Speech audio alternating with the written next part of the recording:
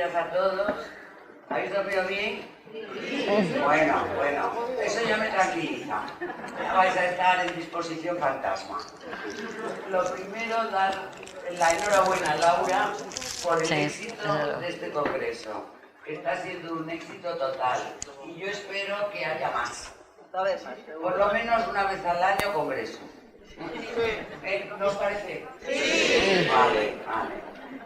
Muy bien. Y luego daros las gracias a vosotros, que también habéis hecho un esfuerzo para estar aquí y compartir con nosotros todos estos temas que nos apasionan a todos. Lo que más nos gusta de este foro, digamos, es que habéis venido, a ver, yo ya como soy amiga de todo el mundo, de Galicia, de Cantabria, de Donostia, de Alicante, de Valencia, de Andalucía, de Costa Rica y Chile, de Costa Rica y Chile, de Costa Rica y de Chile también. Y olé, es que ya esto es la pera de Lérida, se me había olvidado. Pero es que yo a ti no sabía que eras de Lérida. No, pues ya está. Pues eso, que muchísimas gracias y que ahora ya les paso la voz cantante. Antes quería yo decir otra cosa. Anoche, estos chicos de la Rosa de los Vientos estaban en modo escéptico. O sea. Ahí, por aquí a la izquierda. De los sopas. Yo me defendí poco, porque para eso estaba Frank, que por poco se los come a todos. Pero hoy nos vamos a poner en modo fantasma con su permiso. Porque a lo mejor dejan de ser tan increíbles. Bien, pues Sol, adelante.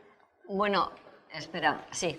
Vamos a ver, me han encargado que yo haga una pequeña introducción, aunque yo creo que la mayoría de vosotros nos conocéis, o bien individualmente o bien como grupo de trabajo, el grupo EPTA.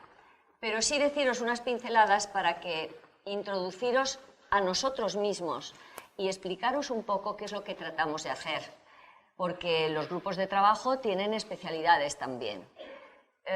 Como muchos de vosotros sabéis, el grupo nuestro se funda en 1987, lo funda el padre Pilón y lo funda siguiendo un modelo que se estaba implantando en Estados Unidos y en Inglaterra, que es que se habían dado cuenta que el fenómeno paranormal era tan complejo que no se podía investigar por lo que entonces se llevaba, que eran investigadores sueltos, que, como le pasaba al padre Pilón en aquel momento, antes del 87, como le pasaba a Germán de Argumosa, porque también hay que dividir entre esos, para mí, gurús de aquella época, en los que unos investigaban como podían y con la instrumentación que había en aquella época, y otros tenían una tarea maravillosa que era la de divulgación. Pero no confundamos los dos territorios, porque están bastante diferenciados, aunque vosotros a lo mejor no lo sabéis. Como os digo, el grupo EPTA empieza a funcionar en 1987, el padre Pilón fue el que nos escogió a cada uno de nosotros, que por supuesto nos conocía de antes de la formación del equipo, pero que para que sepáis que todos veníamos de lugares diferentes dentro del mundo de lo paranormal. Por lo menos tenéis aquí, por ejemplo, Piedad Cabero, que es la encargada de todos los registros audiovisuales. Ella venía del grupo de SESMA, ¿os acordáis de la ballena alegre? Los que sois mayores lo sabéis, pero digo los que sois mayores porque a lo mejor la gente muy joven no sabe ni lo que es la ballena alegre ni quién era SESMA, vamos. Somos conscientes de nuestra generación, vamos. Por lo menos yo sí estoy conscientísima, vamos. Por ejemplo, teníamos, bueno, el padre Pilón, por supuesto, que era nuestro jefe, como le llamábamos, pater. Luego escogió a Paloma porque, como sabéis, bueno, ya no lo sabéis de sobra, es farmacéutica, es psicóloga y además es la brujita del grupo, es una de las sensitivas del grupo. En aquella época de la formación teníamos a Jaime Alvear, arquitecto, teníamos a dos físicos, nuestros chicos, como nosotras les llamábamos, pero nuestros chicos que nos llevaban 10 años todos ellos, es decir, que lógicamente y por ley natural, en el 2012, pues desaparecieron 3, es decir, desapareció el padre Pilón y desaparecieron los 2 físicos. No tuvimos más remedio que, como estábamos un poquito cojos por esa situación, pues teníamos que incorporar a la parte, digamos, física, que es la que más nos faltaba, y a la parte, digamos, de sensitivos. Estábamos muy cortos de sensitivos, teníamos a Paloma. Y mira por dónde, porque no existe la casualidad, existe la causalidad, como decía también el padre Pilón siempre, pues llegó a nosotros, que no ha podido venir, Javier Márquez, que es el actual físico, José Luis, digo Javier, José Luis Márquez, José Lu, como le llamamos también, que es físico y que tiene una especialidad muy curiosa, que es físico nuclear. Y es el que se encarga de todos los aparatejos, como yo digo, porque Paloma y yo, y bueno, Piedi sí, porque se dedica a lo audiovisual, pero a mí no me digáis nada de aparatos porque no tengo ni la menor idea.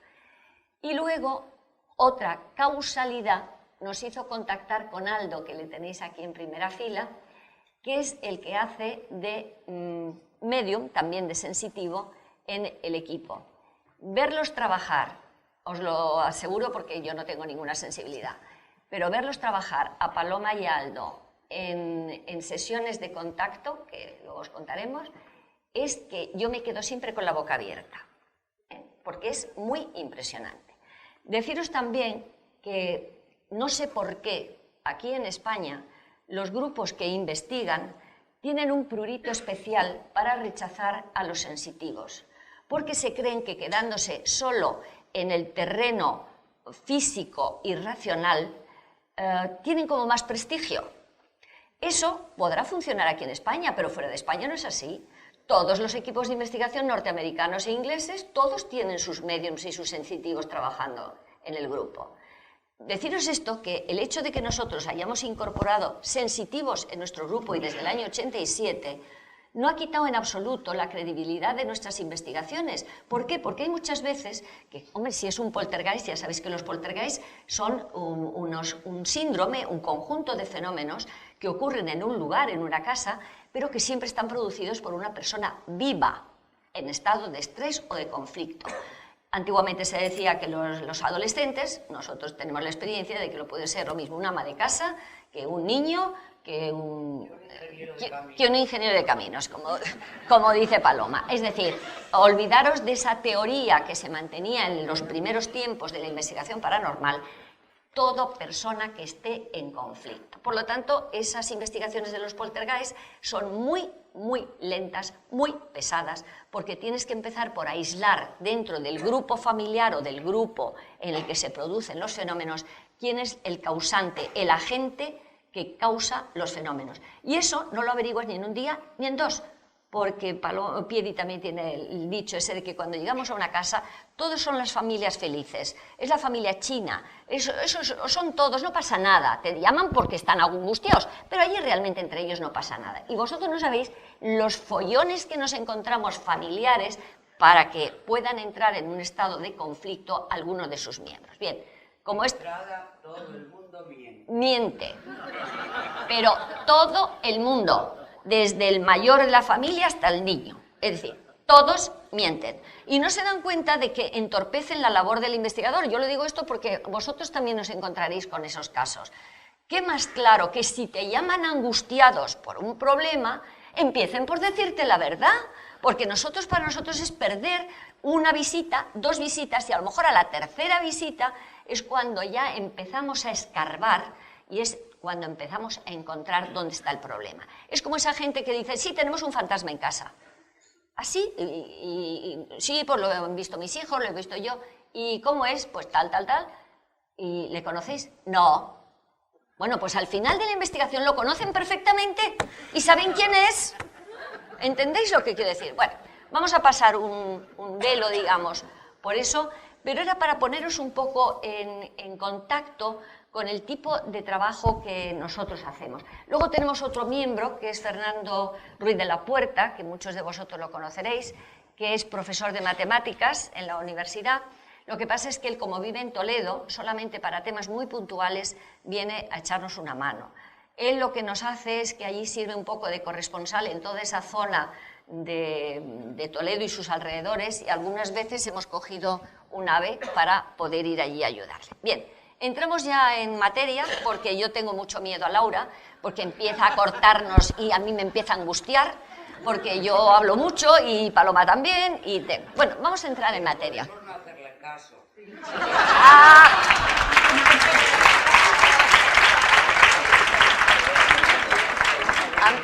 Paloma, a mí me comería la conciencia si no le hago caso. No, no puede ser eso.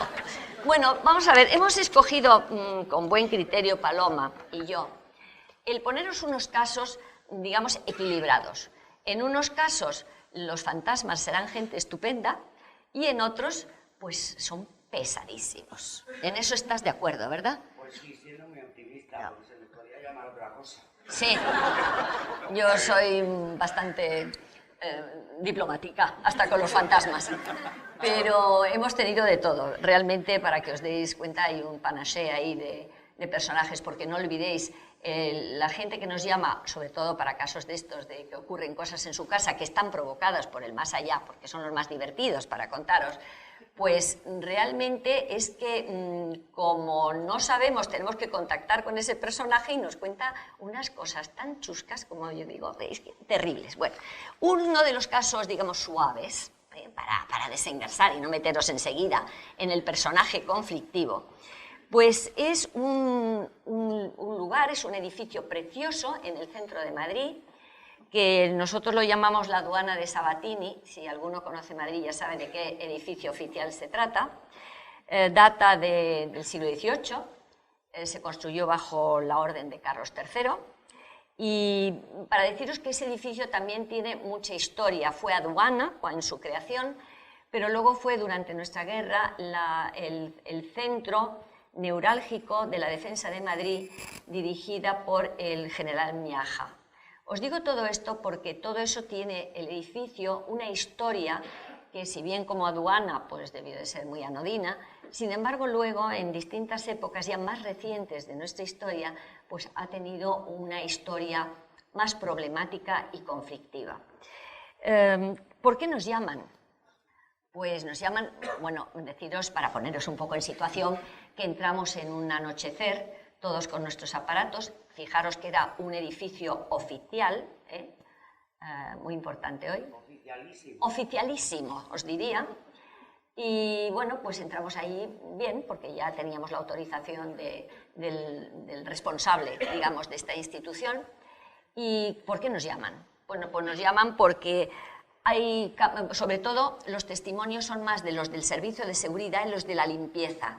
¿Por qué? Porque son los que se quedan más tiempo a esas horas en las que el edificio no funciona en su cometido, y la gente que vive ese edificio cuando está a solas suelen ser la gente de seguridad o la gente de la limpieza. Empiezan a notar cambios de temperatura, puertas que se abren al paso de ellos. Cuando van por los pasillos se les abren las puertas solas. Imaginaros eso en la psicología de una persona que está por la noche allí rondando y vigilando el edificio. Una voz que una vez oyen: ¿por qué me seguís? Imaginaros la cara de esta gente, ¿no? Y desde el pueblo, desde el centro de control de los monitores de televisión, porque naturalmente hay un circuito cerrado de vigilancia, pues notan, es decir, hay pasos, ruidos en plantas donde ellos saben que perfectamente están, digamos, totalmente solitarias. Deciros también, porque yo quiero dejar la parte mediúmica, Paloma, que es interesantísima, digamos, tiene varias plantas este edificio, y abajo, en los sótanos, que estuvimos recorriéndonos todo el edificio de arriba abajo, pues Paloma se empezó a poner muy malita, porque había unas trampillas en el suelo, unas que daban al arroyo Abroñigal, que sabéis que pasa por allí, por la parte de abajo de Madrid, pero había otras rejillas que tenían unas anillas para poderlas abrir, y que Paloma dijo: por favor, no se os ocurra en este momento abrir esa trampilla.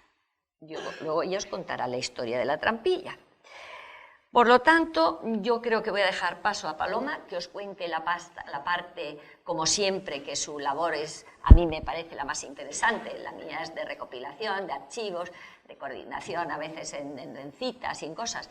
pero tanto Aldo como Paloma, las historias que cuentan, que también deciros una cosa, tanto Paloma cuando mira la bola como Aldo cuando entra en trance, no se acuerdan para nada de lo que han dicho, porque están en un estado alterado de conciencia. Menos mal que nosotros, como grabamos todo, porque todas las investigaciones las grabamos en vídeo, que tiene también audio, por supuesto, y yo hago los barridos fotográficos, es decir, que ahí hay una documentación y nos divertimos mucho porque después de un caso les llamamos a Paloma y Aldo para que se vean a sí mismos las cosas que han dicho y las...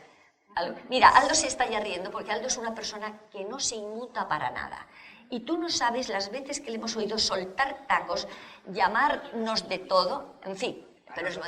No, a nosotros no, ¿eh? No, vamos a ver. Bueno, Paloma, te dejo el caso de la aduana de Sabatini. Bueno, vamos a ver. Este fue un caso muy bonito, muy interesante, en el que me tocó un personaje del otro lado encantador. No siempre ocurre eso, porque cuando nos vamos de aquí, nos vamos con nuestra personalidad y con nuestro carácter. Si hemos sido encantadores, lo seguiremos siendo, y si hemos sido insoportables, pues con eso nos vamos al más allá. En esta ocasión, mi visitante fue muy agradable y además tenía ganas de hablar. Bien. Ya solo os ha contado que era una alta institución de Madrid, un edificio precioso con una planta noble estupenda, y como nuestro guía era un alto cargo de esa institución, pues nos instaló en su despacho, Despachazo. Bueno, nos instalamos en una mesa redonda que había en un rincón y yo coloqué mi bola en la mesa y ya me dispuse a esperar a ver quién llegaba y quién pasaba. Evidentemente, cuando yo digo que los veo en la bola, eso ya es una manera de hablar, yo no los veo en la bola. Yo no necesito la bola para verlos. Yo puedo llegar a un lugar que estamos investigando, que parece que hay alguien, y de repente a ese alguien lo veo en aquel rincón. Digo, ahí hay alguien. Pero cuando quiero comunicarme con ese alguien, pongo mi bola en medio. Porque yo no soy un medium de incorporación como Aldo. Yo no dejo que me invadan o que me envuelvan, como dice algo, que me envuelva el espíritu. No. El espíritu está en su sitio. Es el mío. Yo estoy en el mío, que estoy muy bien, y aquí tenemos pues el Skype. O sea, pues,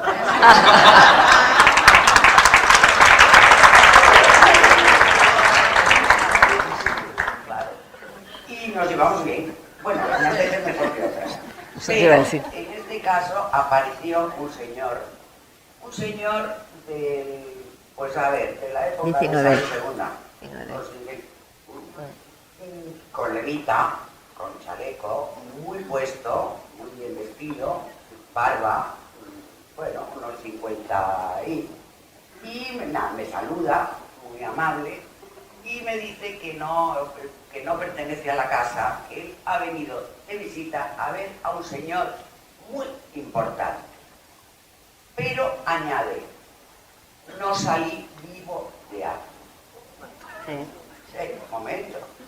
Se abre la levita y tenía un manchón de sangre en el pecho de la camisa y el chaleco. Terrible. Se lo habían cargado. Se lo habían cargado de un tiro. Parece ser que fue el señor muy importante. Sí. Y además, no puedo llamarle por su nombre porque no me dijo su nombre. A veces me lo dicen, pero a veces no me lo dicen. Entonces, pues el visitante, vamos a llamarle así, el visitante me dijo que había venido a tratar de cosas muy serias con ese señor importante. No sé. Pero es que además me dijo el visitante, no, y entonces le dije, ¿qué año? Y me dijo un año, y el año era 1847. ¿Qué? ¿Tú lo sabes? Espérate, 1840 y algo, ¿no? Bueno. Sí, lo tengo aquí, ahora te lo busco. Bueno, aquí está. 1847. Bueno, entonces, en este año, pues yo le pregunté al al director de la institución, al alto cargo de la institución que estaba allí en su mesa, el tranquilito firmando papeles, ¿verdad? Y le digo, ¿quién era el jefe de esta institución en 1847? Y me dice, espera, me saca un libro con todos los directores de la institución que habían pasado desde que se creó hasta el momento, y resulta que en 1847 había habido 3 en un año. Entonces yo, a ver, él lee el primer nombre y el visitante dice. Lee el segundo nombre, mi visitante dice. Lee el tercer nombre, que era un personaje conocidísimo en Madrid, y mi visitante hace así. Y además añade, y él, señalando al director de la institución, y él le conoce. Él pega un respingo en la mesa que no os cuento, y dice, bueno, veréis, es que claro, es que soy descendiente de ese. Sí, sí. El señor, el anterior importante director de la institución al que citamos, fue un personaje muy polémico en su época, muy polémico. Bueno, ya hasta aquí puedo leer. Sí, no podemos darlo. Y entonces luego ya sigo yo mi conversación con este personaje que ahí, a pesar de su manchón de sangre aquí, seguía muy entero. Seguíamos hablando. Y le pregunto si hay más en la casa. Y me dice que hay muchos. Que sí que hay muchos. Que unos quieren estar ahí, que otros no quieren estar. Que todos viven allí, menos uno que viene cargado de medallas y que viene a ver a un señor también muy importante, pero no le encuentra. Y entonces yo ya de repente se me ocurre preguntar, porque a ver, ese edificio se construyó para aduana, o sea que allí nunca lo ha vivido ninguna familia, ni ha habido ninguna mujer, digámosle. Pero yo le pregunto a él, oye, ¿y no hay mujeres aquí? Bueno, se le pusieron unos ojillos pícaros a mi visitante, pero no sabéis qué ojillos, que yo los veo. Y entonces me dice, ay sí, hay una bella de los salones. Una bella de los salones. Una bella de los salones, me dijo. Digo, bueno, ¿y sabes cómo se llama? Dijo, no sé, pero es hermosa, Lleva unos sombreros, y al visitante. Yo no pude ver a la bella, porque no debía estar en ese momento. También dice, viene a ver a alguien, pero no le encuentra. Y entonces, claro, yo le dije, bueno, pero ¿estáis bien aquí? Y me contesta, nosotros sí. Lo que es terrible es lo de abajo. Pobrecitos los de abajo. Están unos encima de otros. Otro respingo del alto funcionario y me dice, esto no lo puedes saber. Así como muy. Digo, pero ¿cómo lo voy a saber si me lo acaba de decir este señor? No lo sabía. Y me contesta, en los sótanos hay una cosa común. La he descubierto yo y no se lo he dicho a nadie. Y no quiero que se toque eso. Porque en la guerra, cuando el general Miaja tenía allí su dirección general, pues Mussolini mandó a unos italianos a ayudar a los nacionales, y creo que en Guadalajara hubo una batalla cerca de Guadalajara, y los italianos hicieron así el primer disparo y se rindieron. Y entonces los cogieron prisioneros y los llevaron a los subterráneos de este edificio. Y allí vivieron, mal que bien, malamente, y fueron muriendo allí. No todos, supongo. Yo no sé los del final qué pasó con ellos.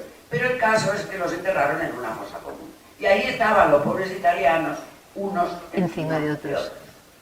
Ahí los dejamos porque el señor quería bajarnos otra vez a los subterráneos. Eran las 10:30 de la noche y yo ya dije que yo ya no podía más y que me iba a casita. Y le pregunté, al día siguiente había un cambio de poderes en esa institución, ¿no? Venían otros. Y yo le dije, bueno, ya que has visto que hay aquí, ¿qué quieres que haga con estos fantasmas? ¿Qué quieres que haga con ellos? Y me contestó, bueno, pues mira, déjaselos a los otros. Y ahí terminó el caso. Es que es curioso deciros que no siempre la gente que nos llama quiere que quitemos sus fantasmas. Es decir, nosotros hemos estado, ¿te acuerdas el Castillo de Canena? Hay varios que vamos, nos cuentan, Paloma contacta y luego los otros nos dicen, sí, os dejamos investigar, pero por favor no nos quitéis a los fantasmas porque son ya de la familia, ¿sabes? Es decir, unos porque consideran que es como, bueno, ya saben quiénes son, ¿te acuerdas? Los del hospital de Córdoba, que dijeron, no, bueno, pues si esta es su casa, ya sabemos quiénes son, no causan problemas, pues bueno, les podéis dejar. Te quiero decir que no siempre la gente está dispuesta, una vez que conoce la identidad del personaje o de los personajes que tienen en ese lugar, no todos quieren que se los quitemos. Y nosotros nos vamos tranquilamente sabiendo ya quiénes son, por qué están ahí, y bueno, y ahí es la voluntad del dueño actual, ¿no? Podemos decir que exactamente igual que hay fantasmas en edificios públicos, en palacios, Sí. en castillos, en iglesias, monasterios, en todos esos sitios así tan nombrados, también hay fantasmas en edificios privados. Sí. Hay casas con fantasmas. Y casas que no son casas importantes, casas, un pisito de Carabanchel, de Moratalaz, de Velázquez, de cualquier sitio, o sea, que puede tener un fantasma, por lo que sea. Sí. Y ahora, de un edificio público, pasamos a una casa. Una casa particular que, como siempre, es darle el pie a Paloma para que luego cuente las aventuras del personaje. Pues este era, vamos, ese es un caso que vosotros siempre nos habéis oído hablar, el caso de don Federico, y lo contamos como contrapunto a ese personaje tan educado, aunque le habían asesinado allí en ese despacho, pobrecito, pero, y encima era pariente del que era responsable ahora, que no, yo me quedé pegada, porque yo digo, bueno, este pobre señor que decía que ¿te acuerdas que en el despacho hacía mucho calor? Y resulta que es que estaba el señor al que su pariente había asesinado, porque claro, él era descendiente del asesino, no del señor que estaba ahí. Bueno, pero oye, el fantasma no era vengativo, no se metía con él para nada, ¿te acuerdas? No. Oye, es que los tenemos vengativos. Oh, es que ahora veréis. Oh. Vamos con don Federico. Cipriano. Ah, con donde quieras. ¿Cipriano o don Federico? Venga, los dos. Pues Federico. Empezamos por don Federico. Bueno, os pongo un poco en antecedentes para que luego Paloma ya se meta en el jaleo. El caso es que nos llama una azafata que tiene aquí en pleno centro de Madrid un dúplex donde ella cuando viene de trabajar, pues bueno, nos llama porque está desesperada. Y nos vamos allí el primer día y dice, mira, es que yo voy a tener que poner en venta mi dúplex porque yo no puedo vivir aquí. Dice, ¿sabéis? Yo soy azafata, duermo en el palo de una gallina, a la hora que sea, porque estoy acostumbrada. Dice, pero es llegar, entrar con el llavín en mi casa y es una sensación de rechazo. Me han dado un empujón por la escalera, porque te digo que era un dúplex. Es decir, me rompen todos los electrodomésticos, se me estropean. Dice, tengo la sensación de que me quieren echar de casa. Bueno, entonces, vamos la primera parte si quieres. Y entonces pues vamos allí, los aparatos, lo de siempre. Siempre hacemos las mediciones de tipo físico, campo magnético, tal, bueno, toda la parafernalia que vosotros ya conocéis de antemano por vosotros mismos, que no voy a ponernos aquí a perder tiempo. Pero claro, lo que no nos imaginábamos es por qué ocurría todo eso. Entonces ya le dejo la palabra a Paloma, que luego ya intervendré yo para los anécdotas que tuvimos en ese caso, pero Paloma entra en acción. Bueno, a ver, llegamos al dúplex, el dúplex precioso, los campos magnéticos alteradísimos, sí, porque se miden, se hacen mediciones del campo con magnetón y demás, alteradísimos, la azafata de los nervios, y en la bola aparece otro señorón, pero este era señorón, o sea, quiero decir que era abundante, de consistencia abundante. Siglo XIX, levitón estupendo, una leontina, oro importante, un reloj precioso y un humor de perros. De perros.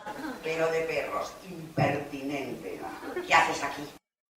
¿Qué hacéis? ¿Qué hacéis aquí? ¿Qué hacéis aquí? ¿Qué hacéis aquí? Estáis molestando. Claro, le pregunto, bueno, vamos, ¿y qué haces aquí tú? Ya de puestos, ¿qué haces aquí tú? Y contesta, esta es mi casa. Tengo muchas cosas que hacer. Tengo que ir a Palacio enseguida y me estáis molestando. Un diálogo encantador. Entonces, y yo sigo, pero bueno, ¿sabes que estás muerto? Claro que sé que estoy muerto. Estoy enterrado en la Sacramental de San Isidro. Digo el nombre. Todo, completo. Completo, el apellido largo, de los apellidos largos, o sea, con título nobiliario. La azafata se fue al registro, comprobó que efectivamente ese señor existía. Que el lugar donde tenía ella su dúplex había pertenecido al palacio de este señor, que era toda una manzana, el palacio. En este momento esa manzana es una manzana de edificios, ¿no? Bueno, pues ahí estaba. La mala suerte de la azafata que es que el despacho de don Federico estaba en el dormitorio de ella. Claro, correspondía. Y a este pobre pues le daba la noche, claro. Moviendo papeles, trabajando, etc. Bueno, total. Que fuimos varias veces, ¿sí? Pero yo ahora... Muchas veces. Paloma, te quedas corta. A don Federico nos costó echarle un pasón. Muchísimo. Nos costó muchísimo. Porque claro, esta es la primera vez que tomamos contacto, claro, le pregunto, bueno, ¿te quieres ir? No me quiero ir, esta es mi casa, no me daba ganas de irme, yo estoy aquí muy bien, que se vaya ella. Y la azafata estaba dispuesta a vender. A venderse. Porque ya no podía vivir allí. Y entonces ya... No, a mí... Pero, de veraneo. no, sí, pero... Espérate, pero antes de eso es que él estaba enfurecido porque su casa estaba, digamos, ocupada por la azafata, claro. Ese era todo su problema. Esta es mi casa. Y dice además, porque es que claro, como yo es un espectáculo que de verdad que tendréis que oír a los dos cuando empiezan a actuar, porque yo es que me quedo siempre con los ojos cuadrados. Entonces, este señor, un mal encarado, que hay una ventaja, que aunque Paloma esté hablando con él o Aldo, cualquiera de nosotros que estamos podemos intervenir. Y a mí esta gente que se pone muy chulita me molesta mucho, porque encima de estar molestando están en plan de bravucones, de decir la que se tiene que ir es ella. Y digo, oye, ¿pero por qué estás tan enfadado? Dice, porque fíjate, dejé esta casa a mi hija y la ha vendido. Dice, claro que yo ya la he desheredado. Claro, yo ya... Como comprenderéis, yo ya ahí intervine, porque digo, pero estás tonto. Digo, pero vamos a ver, si tú en vida le dejas a tu hija esto, ella puede hacer con esto lo que le dé la gana. ¿Cómo la vas tú a desheredar en el otro lado que estás muerto? ¡Oh! Pero luego sí, se puso más, no sé por qué le dio más tierna la cosa, y me habló de sus hijos, que tenía 5. Sí. Tenía de todo. Tenía un hereu fantástico que iba a heredar el título, los bienes, todo. Tenía un misionero como corresponde, que estaba no sé dónde. Tenía una monjita como corresponde también. En la época. Tenía una oveja negra que debía ser, como decía él, que debía ser su favorito porque cada vez que hablaba de él... Y luego tenía una pobre tonta que la heredó la casa y de tonta no tenía nada. Bueno, deciros otro inciso, otra anécdota, antes de que Paloma, porque también te confundo con una bruja, luego lo hablarás eso. Ah, no lo cuento, pero te dijo de todo, ese don Federico. Pero fíjate cómo estábamos, porque habíamos ido ya 3 veces, este señor seguía R, que era su casa, que él no se iba. Él se había recreado virtualmente su despacho en el dormitorio de la chica esta, porque él te hablaba de todos los detalles que él tenía en su despacho, de los papeles, del arca, de todo. Bueno, y en un momento dado, esto era en julio, y le digo, bueno, pues yo no sé, porque él te hablaba como si estuviera en el presente viviendo. Bueno, pues no sé, pero claro, y ahora viene el verano, pues vamos a tener que hablar contigo después. Dice, no, si yo me voy de veraneo. Oye, por favor, es que son unos diálogos totalmente de besugos. Para mí de besugos. Bueno, y entonces, calla, y dice, bueno, no sé todavía si me voy a la granja o me voy a San Sebastián. Y tonta de mí, le digo, que te vas a San Sebastián. Y claro, yo con la mente racional, digo, ¿y cómo te vas a ir? Y me dice, pues que estáis totalmente fuera, no sé qué, porque nos insultaba. ¿Dónde voy a ir? ¿Cómo voy a ir? En mi coche de caballos. Por favor, que esto es verdad. Bueno, como él...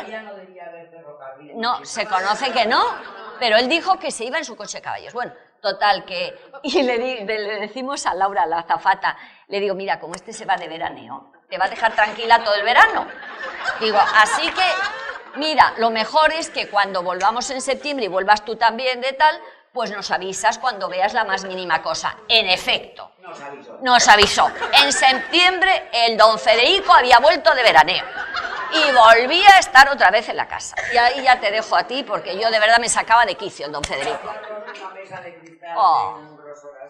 Y le había estropeado la lavadora y los lavaplatos. Todos los electrodomésticos. Recién estrenados, bueno, estaba desesperada. Bueno, total, yo otra vez don Federico, y me lo encuentro otra vez a don Federico.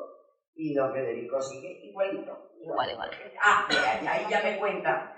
Es que él no se puede ir porque es que está conspirando contra el rey. Sí. Agárralo, Tiene que ir a palacio porque hay una conspiración. El rey debía ser, yo no sé si era Alfonso XII. Debía ser Alfonso XII.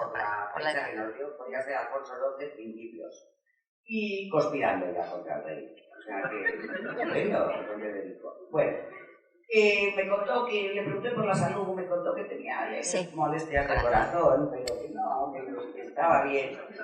Estaba bien, fíjate, estaba bien. Y ya como ya no había manera de echarlo, pues entonces vino con nosotros otro medium que colaboraba con nosotros, que era Daniel Subillas, y entonces nos pusimos Daniel y yo así los dos a trabajar y decir, bueno, vamos a ver qué hacemos para que este se vaya. Y de repente yo veo que el señor mira la hora, también incongruente, ¿verdad? Ahí no hay tiempo, o sea que saca el reloj y mira la hora. Y en la tapilla del reloj lo veo a una monada rubia con rizos. Ahí la fotito, vamos a ver. Y claro, le miro y digo, tu mujer. Y se ríe y dice, no, es mi amor. Es mi amor. Sí. Se llama Leonor.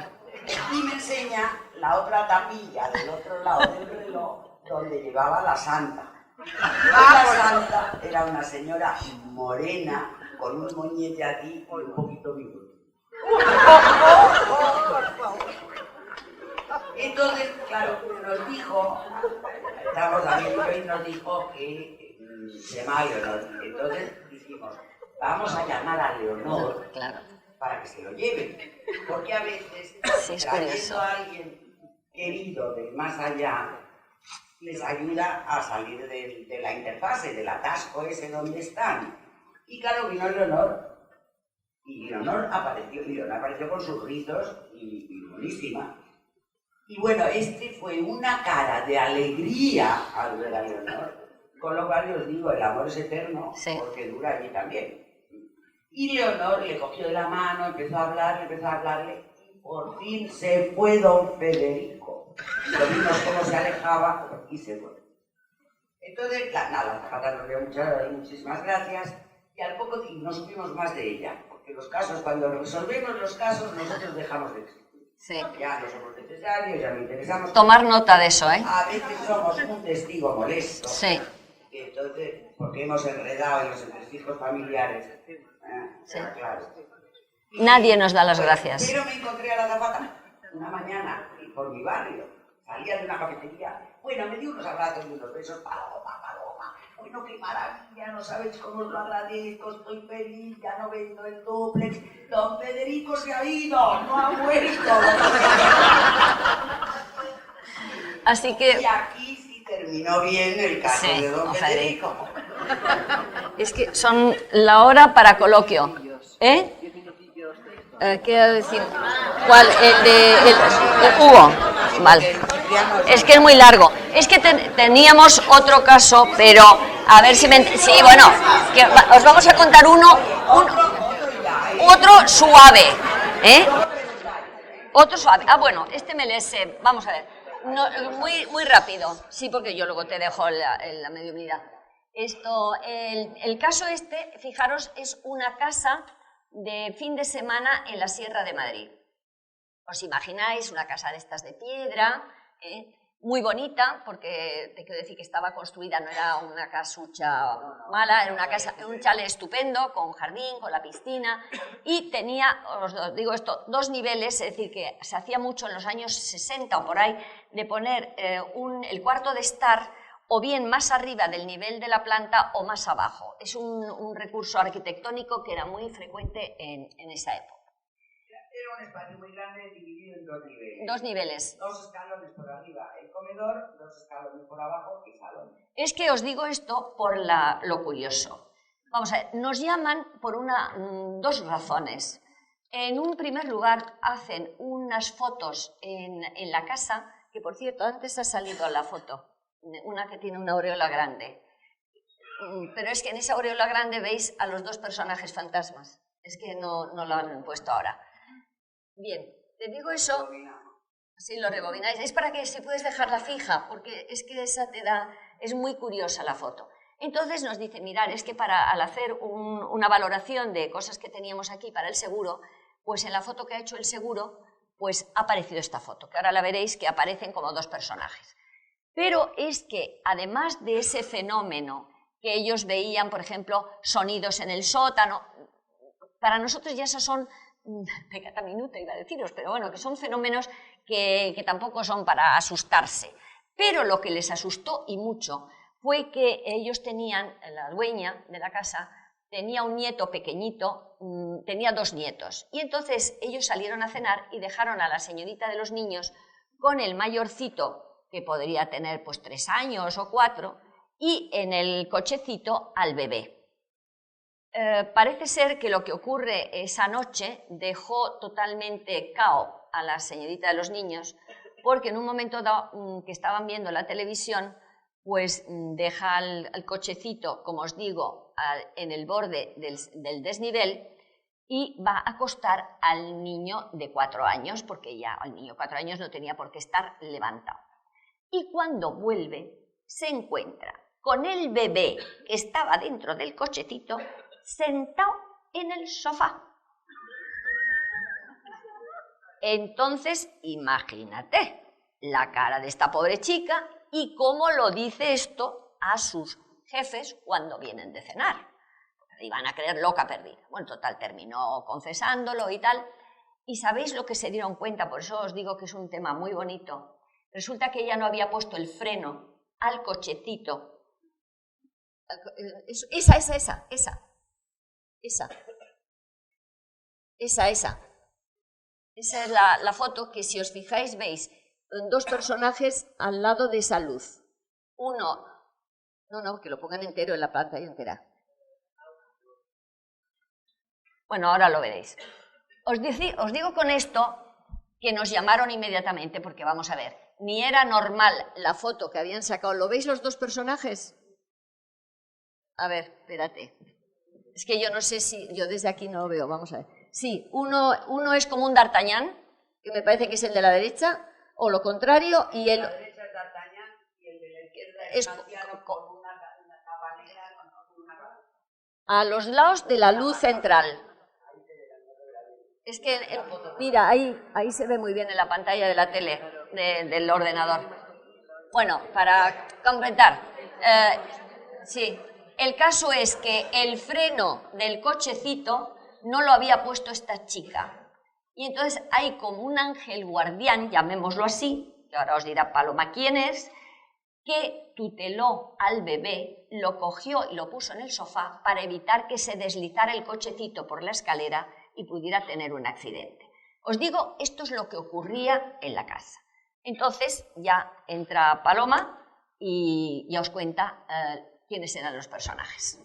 Os podéis imaginar el susto de la niñera cuando viene de bañar a la niñita en la mano y se encuentra al bebé, en vez del carrito, cómodamente instalado en el sofá del salón. Claro, el susto fue tan morrocosudo que se destruyó inmediatamente. Y cuando volvieron los señores. El caso es que bola, una vez más, y en la bola aparece un anciano de barba blanca, vestido con una especie de hábito negro con capucha.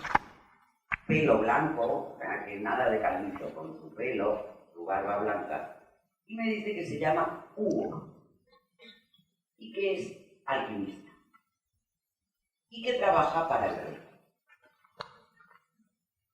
Que el rey, cuando va al Escorial, para siempre ahí porque para ver cómo van sus trabajos alquímicos. Y él tiene ahí un pequeño edificio con su atanor que le ha construido un señor muy principal, que era un juez, que estaba muy ligado a la corte y que tenía allí una hermosa casa solariega. Vivía en esa, iba mucho a esa casa de campo, a esa casa solariega, y cerca había construido ese pequeño edificio con el horno de alquimista, y allí trabajaba Hugo. Hugo estaba encantado con sus trabajos alquímicos y Hugo no se quería ir para nada del lugar. El juez, que es el D'Artagnan de la derecha... No, el de la izquierda está. El de la izquierda, perdón. Esta, es que tengo aquí la foto. Era muy amable con él y el rey le presionaba para que terminara su obra alquímica. Todo eso me contó Hugo. Pero resulta que en un pasillito que había entre el dormitorio de los señores y la puerta del jardín, tenían una lámpara de estaño, pero como de estaño, de brazos, y esa lámpara de brazos una mañana había aparecido retorcida, de todos los brazos retorcidos. Le pregunté a Hugo si había sido él, y el pobre se puso colorado, vamos, o sea, le dio mucha vergüenza. Perdona, mil perdones si he sido yo, es que me molestaba porque resulta que ese es el camino entre la casa solariega y mi atanor. Entonces yo paso mucho por ese camino y entonces me molestaba esa cosa, y entonces la había retorcido. Bien, a Hugo se había formado en Oriente, era muy inteligente. Se lo había cargado, me parece, ¿no? Sí, en un pozo. Lo habían tirado a un pozo. Sí, porque alguien quería sus secretos alquímicos y se lo había cargado. Al final se lo había cargado, lo habían tirado a un pozo. Pero él quería seguir sus trabajos y no quería salir de la casa. Para nada. Él estaba muy bien allí y además se llevaba bien, que la familia le parecía encantadora y que el bebé le parecía encantador. Que lo había cogido porque el carrito que estaba encima no tenía el freno echado cuando estaba el bebé, y entonces él pensó que podía hacer daño y se lo llevó al sofá. Así que preguntamos a los dueños qué hacíamos con Hugo. Que Hugo se quería quedar, que Hugo quería seguir su trabajo, que por lo visto lo llevaba ya muy adelantado, decía él. Es que son pesadísimos. No, que van a ser pesadísimos. Ay, son pesadísimos. Vamos, es mi alquimista favorito, he conocido uno vivo que me gusta mucho. Que ayer estaba por aquí, no sé si hoy está. Pero si no, pues Hugo. Bueno, y le pregunté a los dueños, ¿qué queréis que haga? Y me dijeron, déjalo aquí, si él nos va a cuidar, déjalo aquí. Si él nos va a molestar, que se vaya. Entonces Hugo dijo que no iba a molestar a nadie, que él iba a seguir su trabajo y que por supuesto procuraría proteger y cuidar a la familia. Y se quedó. Deciros un pequeñísimo detalle. Cuando dijo Hugo a Paloma que es que le habían matado tirándole a un pozo, lo primero que hicimos es preguntar a la familia si tenían un pozo en la parcela. Y dice, sí, claro, allí en el límite abajo, y todos fuimos ¿sabes?, al pozo, que lo tenemos filmado y yo fotografiado, y curiosamente nosotros cuando estábamos ahí en la casa ignorábamos totalmente que hubiera un pozo ahí. Entonces le dijimos, ¿te acuerdas?, a los dueños, oye, ¿y por qué no sacáis la tierra a ver si están los huesos del pobre Hugo? Pero la verdad, como Hugo les cayó bien y dijo que les iba a proteger, pues no quisieron molestarle. Yo, como soy una curiosa empedernida, yo hubiera excavado en el pozo para encontrar los huesos de este. Pero bueno, y sobre todo Piedi, que tiene una habilidad para excavar como no podéis imaginaros. Tremendo, es temerosa. Bueno, y colorín colorado... Este cuento se ha acabado. Hemos cumplido, ¿eh?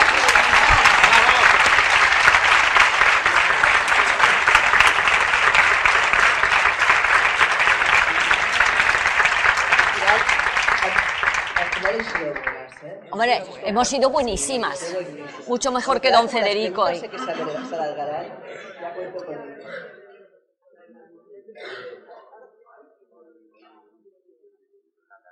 Buenos días, yo quiero hacer dos preguntitas. La primera es si alguna vez os habéis sentido físicamente atacados por algún ente que de estos exagónicos, como de los hay. Y la segunda pregunta es si habéis conocido algún ente que haya podido ser, vamos, famoso históricamente, que digáis, anda, mira, es tal, y que os haya contado secretos de la historia o algo así. Ah, tú lo que quieres es que nosotros escarbemos a la historia para saber secretos. Pues tú contesta la primera y yo la segunda, la que tú quieras. Vale, vamos a ver. Nunca nos hemos sentido atacados Jamás. por ningún espíritu, ningún fantasma, jamás. Nunca nos hemos encontrado un espíritu maligno de esos que salen en Jamás. las películas, jamás. Jamás. Nunca nos han hecho daño, nunca. Y nunca han intentado asustarnos. Es decir, el miedo es problema nuestro, no problema de ellos. Y además, el miedo muchas veces lo tenemos porque les dejamos el poder a ellos. Lo repetiré mil veces. Nunca puedes ceder tu poder personal al otro. Mandas tú. Por lo tanto, no te pueden hacer daño. Ahora, si te aterras, si entras en pánico, ya tienen ellos el poder. Entonces, vamos a ver, te pueden tirar del pelo, es un decir, porque no lo hacen, o hacerte burla, si quieren. No hacen daño. Por lo menos, Aldo y yo jamás nos hemos encontrado con esa gente. Y eso puede ser porque nuestro nivel, el nivel vibracional de nuestra energía es lo suficientemente alto para conectar siempre con personas de un nivel, con espíritus, yo los llamo personas, con espíritus, de un nivel vibracional que sintonice con el nuestro y no son tensos, ni bajo astral, ni nada de nada. Vamos a ver, yo no tengo ninguna experiencia, vamos, mira que llevamos años, y jamás hemos tenido ninguna experiencia desagradable, o como el miedo. Una pregunta que nos hacen continuamente, sobre todo algunos medios de comunicación, ¡ay, no tenéis miedo! Digo, vamos a ver, un médico se hace médico, entra en quirófano y le da miedo a la sangre, vamos a ver. Si estamos metidos en estos temas, yo nunca he tenido miedo de nada, ni ninguno de nosotros, y mira que nos hemos metido lo mismo en cabañas que en palacios, porque nos hemos metido en todas partes. Y como vamos, como dice Paloma, siempre con esa actitud de ayuda, tanto a los de aquí como a los del otro lado, es decir, que nunca hemos tenido ninguna... Hombre, yo les he llamado a veces cosas muy gordas, porque me ponen muy nerviosita. Es decir, y tú a ti te han llamado bruja y te han llamado de todo. Vamos a ver, pero siempre dentro de ese nivel verbal, ¿sabes lo que quiero decirte? Nunca de agresiones. Yo creo que eso es en las películas. Yo os aseguro una cosa, tener miedo de que haya miedo es mucho más probable que me tengan miedo ellos a mí que yo a ellos. Sí, porque es temerosa, Cuando se pone es temerosa.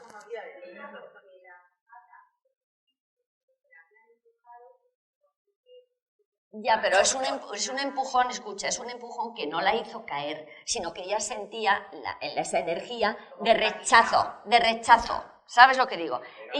Pero no la empujaron para tirarla por las escaleras, ella dijo que ya notó esa sensación de, como diciendo, vete, pero no de querer hacerla daño a ella tampoco. Lo que pasa es que ella estaba muy incómoda en la casa. A la segunda... Sí, la segunda es que yo no creo que hayamos tenido personajes tan famosos como... No, vamos, no.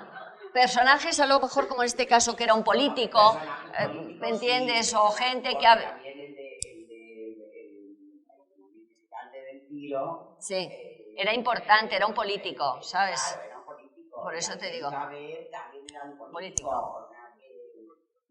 Algún cotilleo de la época ya me contó, por lo que no se puede contar.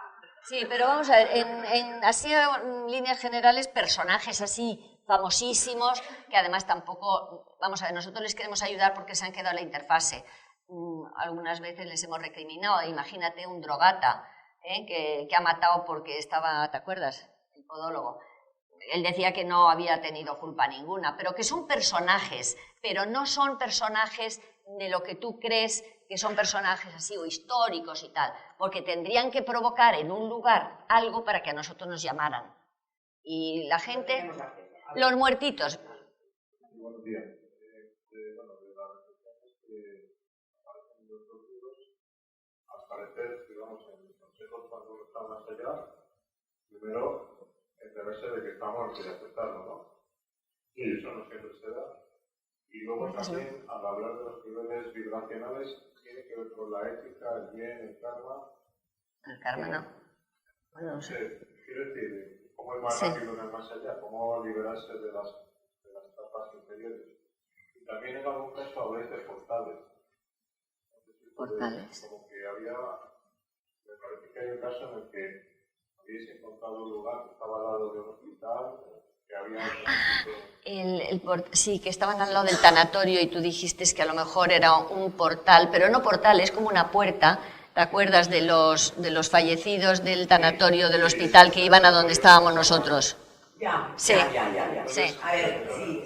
Hay caminos energéticos. Sí. A ver. Conceptos, digamos, un poco día del más allá para cuando vayamos.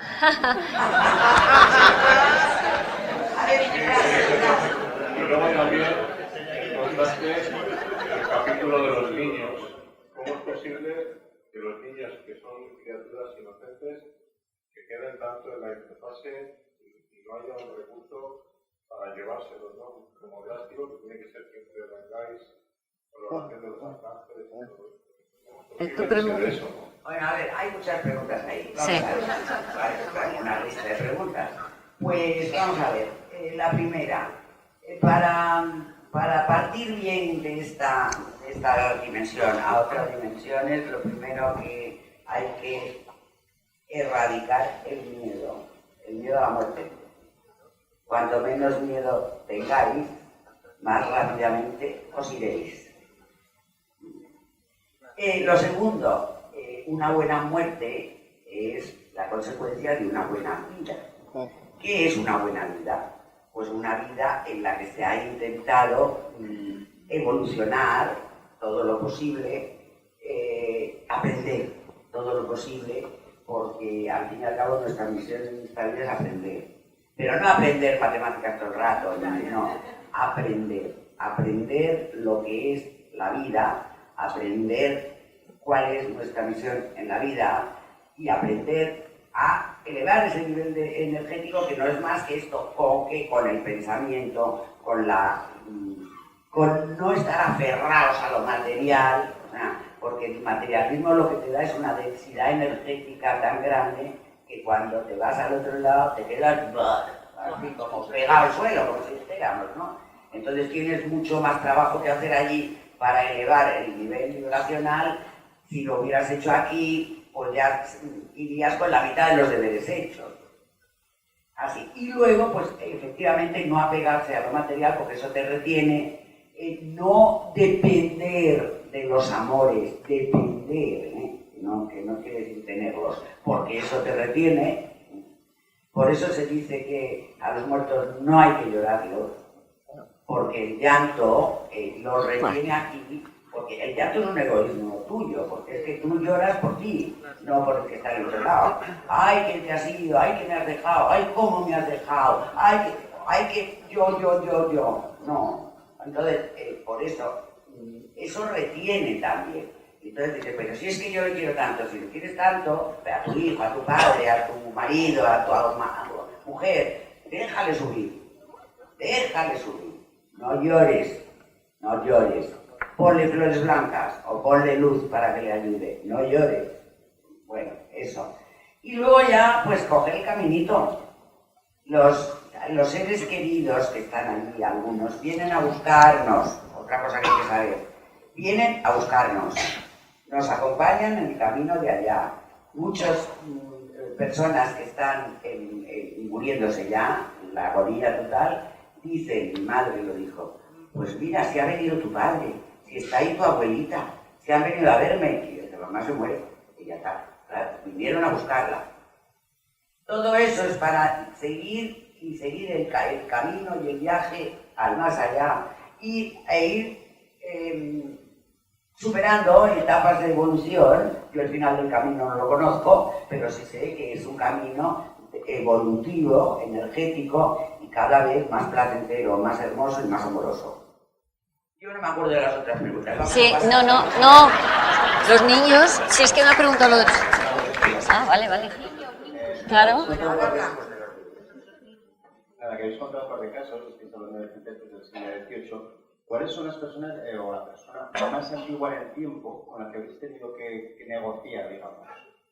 Pues mira, yo creo que la más antigua del tiempo fue una especie de monje en Cervera. Sí, en Cervera. Una especie de monje del Cervera. siglo XII, me parece XII. que era. Del siglo XII, que nos contó y nos habló de un gran tesoro que era él, el guardián del tesoro, y que el tesoro no se encontraría porque estaba en lo más profundo de lo profundo, y que pertenecía a su señor don Pedro, que resulta que era el duque de no sé qué, de Aragón, porque yo me metí a escarbar en la historia y comprobé quién era don Pedro, cuál era la fecha que nos dijo, o sea, todo comprobado, con datos. Y yo creo que creo recordar que se hacía el más antiguito. Sí, antiguito, sí. Muy bien. Me encantan, los muertitos los llama. Hola, buenas días. Creo que hablo en nombre de todos, creo que nos estamos pasando pipa. Vuestra ponencia es maravillosa, muchísimas gracias por toda la información que nos estáis dando. Estamos aprendiendo bastante. Quería hacer una pregunta, Paloma. Más allá de tus capacidades visuales, siempre me sorprende cuando dices tan naturalmente lo que te escuchas. Quería preguntarte, porque todos conocemos tus capacidades, pero tal vez no la naturaleza de las mismas. ¿Cómo es que percibes esos sonidos?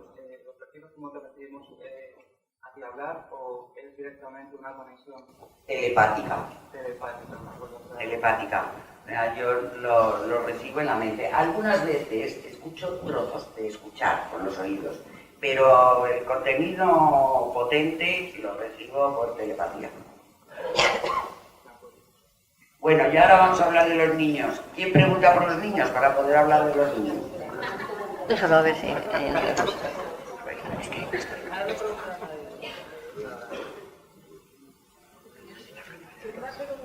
Hola, buenos días. Yo quería preguntaros si en alguna ocasión os han pedido ayuda, alguna institución, policía o guardia civil, para poder resolver algún caso de asesinato que esté difícil de resolver. Al grupo EPTA, no. No, a Paloma sí. No como institución policial, nunca. Han sido personas a nivel individual, pero comisarios de policía que han sido clientes míos y venían a sus cosas particulares y cuando tenían un caso un poquito enrevesado me decían, anda, mira un poco a ver qué ves. Eso luego, evidentemente, yo no existía. Yo no había existido, yo no había dicho, yo no había nada, pero el comisario o el agente se llevaba la información y la utilizaba. A ver, había por aquí alguien que me pedía, que me ha dicho que íbamos... A ver, vale. Juan. Haremos un par de preguntas, pero rapiditas.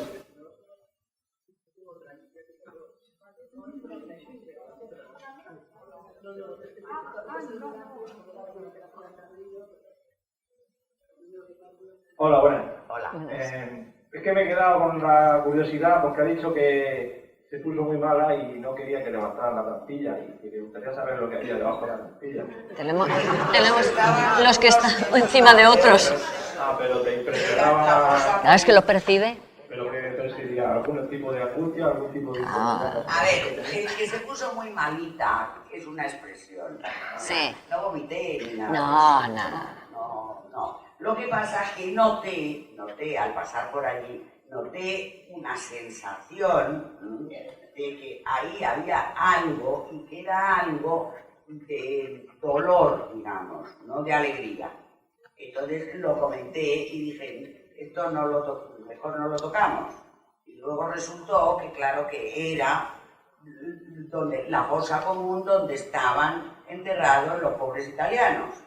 ¿Y no sentiste la necesidad de ayudarles de alguna forma al percibir ese dolor en el que están A ver, ninguno vino a pedirme. Ninguno. Ah, No. Pero a lo mejor no saben que tú puedes ser una persona. Sí, sí lo saben. Sí, bueno, la persiguen. Y ya últimamente, muy rápido, a vosotros que estáis metidos en todo esto, lo que es el tema del exorcismo, que es algo que se supone que la Iglesia le da validez y todo este tipo de posesiones y cosas así, ¿creéis que existe o todo es un cuento? Vamos a ver, lo que yo opino es que todos esos endemoniados que andan por ahí pidiendo exorcismos, lo que tienen son problemas mentales. El padre Pilón, que era exorcista, dijo que nunca en su vida que había hecho exorcismos había visto una posesión diabólica. ¿No? Y mi opinión es que son problemas mentales que se pueden resolver, pero se pueden resolver a través de la ciencia, no a través de los rituales, digamos, ¿no? Esa es mi opinión personal. Y la mía personal, que es añadir un pequeño coletilla, es que, vamos a ver, la gente cuando acude, porque sobre todo a Pilón acudían mucha gente con problemas de niños, ¿os acordáis? El niño aquel, bueno, el niño se tenía una patología horrorosa, se topaba contra las paredes, se comía las bombillas, bueno, era un horror.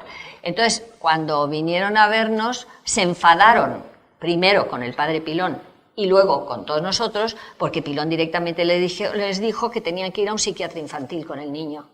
Entonces, deciros que es que a la gente, cuando tienen una anomalía de ese tipo en casa, les es más cómodo creer que el niño está poseído, que aceptar y asumir que el niño lo que tiene es una enfermedad.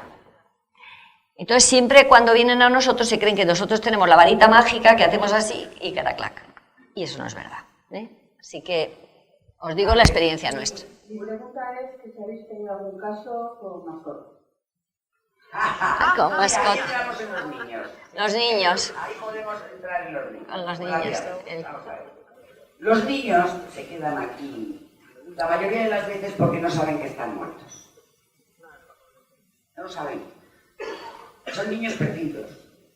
Entonces buscan a su madre. Y entonces, en un caso, pues era, voy a casa, busco a mi mamá no me oye, mi mamá no ve. Bueno, si ya conectan con una persona que los ve a los niños, pues entonces ya se les ayuda y se les ya encamina perfectamente. En cuestión de mascotas, uno de estos niños que había muerto en un accidente de coche, volvía a su casa, a la casa donde vivía, y volvía a jugar en un bajo, era un chalet, o sea, que el sótano lo tenían de cuarto de juego. Tenéis también la foto la tenéis ahí. Eso, bueno, pero estaba muy enfadado porque no tenía con quién jugar, porque no le hacían caso, porque, bueno, y muy perdido, no, o sea, él sabía que estaba en su casa, pero no sabía, pero se quería ir, pero no se quería ir, o sea, un niño muy difícil de manejar. Y entonces, y vino su abuelo a buscarlo, por cierto, llamamos al abuelo, y al abuelo es que no le hizo ni caso, ni así de caso, vamos, horrible. Pasó olímpicamente. Y de repente, en el fondo,